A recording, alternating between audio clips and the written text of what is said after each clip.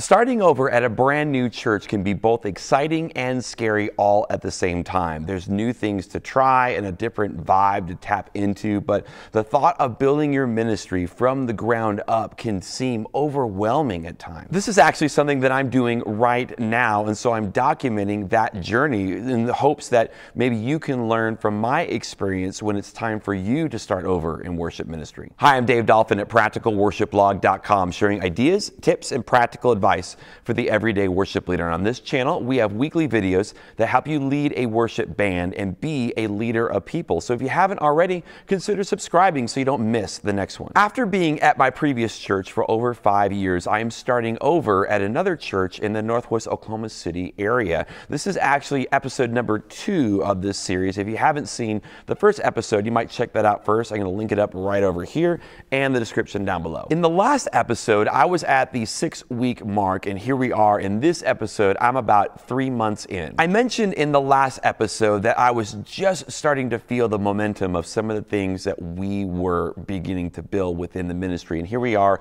about 90 days in, and I can say that I still feel that momentum. I can't say that it's necessarily any more than it was at the 6-week mark, but we are starting to gel. I'm starting to feel things come together and find their rhythm. This is also starting to feel like home. The normalcy is starting to kick in. I noticed a couple weeks ago that I was coming to work one day, and for the first time that I had noticed, it actually felt normal. It didn't feel like I was visiting another church. It actually felt like I was coming to my church. It just felt normal, and that was the first time that I recall thinking that. I'm also starting to make a few changes. Now, I'm trying to go very slow, and I'm also trying to be very selective with those changes, the ones that give me the most bang for the buck, so to speak. I'm still studying the DNA of this church, but I feel like I've been here long enough that I'm starting to figure out a few things. That's why I feel like it's time to maybe implement some changes. I feel like I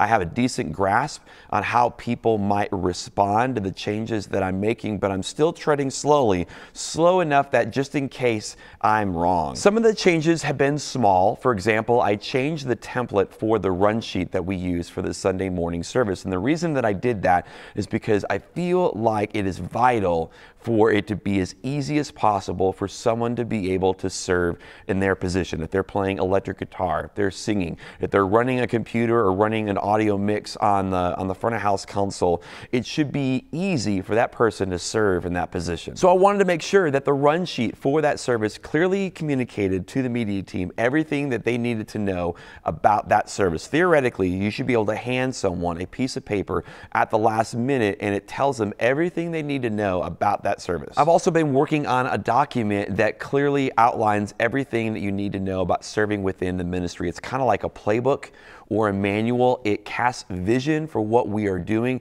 It helps you to know what to expect at a rehearsal and just how to prepare. So that's one thing that we've changed that's small. Another thing we're changing that's bigger is the lighting plot. In the past week or two, we've rented a lift, we've changed bulbs, and we repositioned all of the stage lighting. But before we did that, we had to do some investigating because they've changed lights in the past, but just after a couple of weeks, several fixtures had stopped working and they didn't know why. So we analyzed every leg of the setup. We looked at the lighting controller, we looked at the DMX line to the attic, we looked and tested all the dimmers in the rack, we brought in an electrician to make sure we were getting good power to the power receptacles. Now, I can't say that we found the smoking gun. In fact, I had hoped that we would have discovered more answers, but with all of our analysis, I feel like we have more questions now. But we did determine a couple of things. I'm just concerned that we're going to be back up in a lift before we even get to episode 3 of this series. One thing that we could all confirm is that our lighting controller was antiquated at best, and because of all these analog faders, when you bring them down to 0, sometimes they wouldn't go to complete 0. They would stay at like 2 or 3%, which means you would have lighting fixtures just barely glowing. So we bypassed all of that, and we're now running my DMX from American DJ, mainly because it's something that we already had, but the goal is to upgrade to something like Jans Vista next year, but this is a start. The reason reason that stage design and lighting matters is because it does two things. One is it creates a mood. As we try to inspire people to pursue God, the way that the room is set up creates an atmosphere. It creates a mood that's a starting place for where you want to take people. Two, lighting specifically directs traffic. We went from having a constant lighting wash that lit the entire stage for the entire service